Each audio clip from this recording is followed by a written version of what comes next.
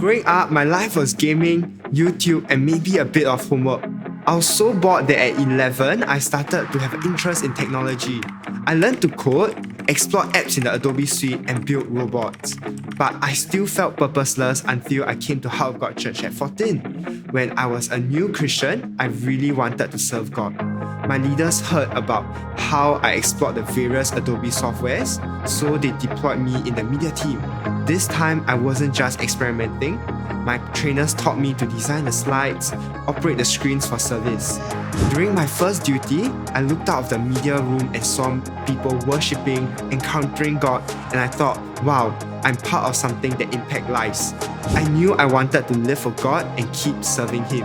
All this time, I was still into tech stuff. So, one service when Pastor Hao prayed for those who wanted to use their IT skills to serve God, I thought, I can't wait to grow up, graduate, and serve in a greater way. That's when God told me, why wait till you graduate? Make a difference now. Who would have thought that now would be when COVID-19 hit? We were building our online church and my pastors and leaders remembered my love for IT, so they wrote me into the IT team. I was 16 years old, the youngest and the least skilled, but my ministry leaders trained me.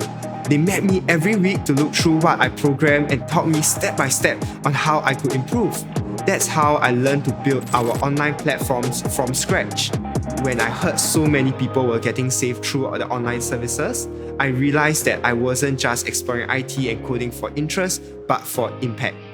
As I started to work on more projects, my pastors and leaders often asked me, so what do you think? What should we do?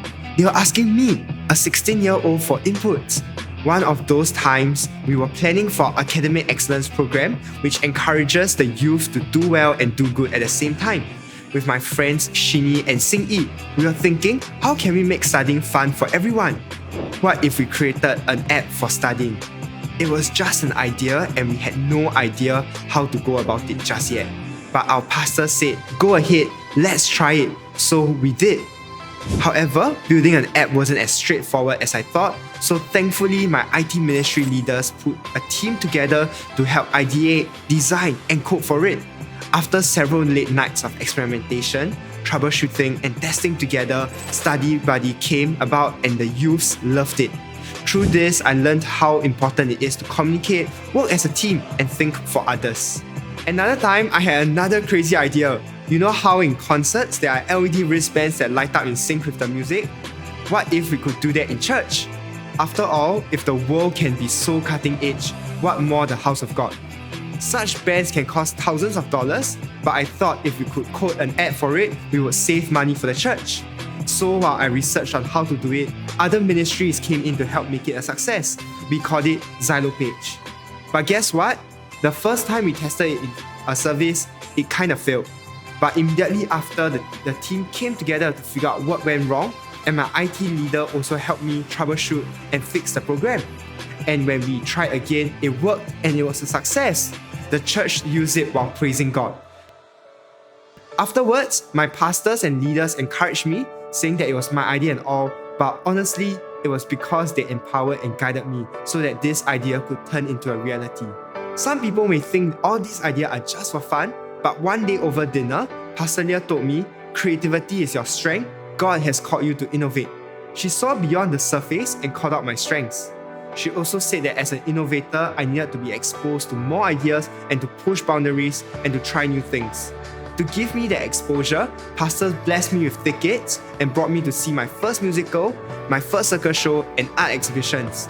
With this space to explore and create, more ideas came to life. We did light boxes for our Easter dance, used drones to film our Christmas video production, and many more. This is how youth like me are built and empowered in church. And ultimately, it's all for the next 14-year-old to enjoy church and find his purpose in God too. I'm so grateful that my pastors believe that youth are leaders today, not just tomorrow. They saw something in the 14-year-old me with not much skill or ability. That's why it's now my turn to train the next generation in the IT team.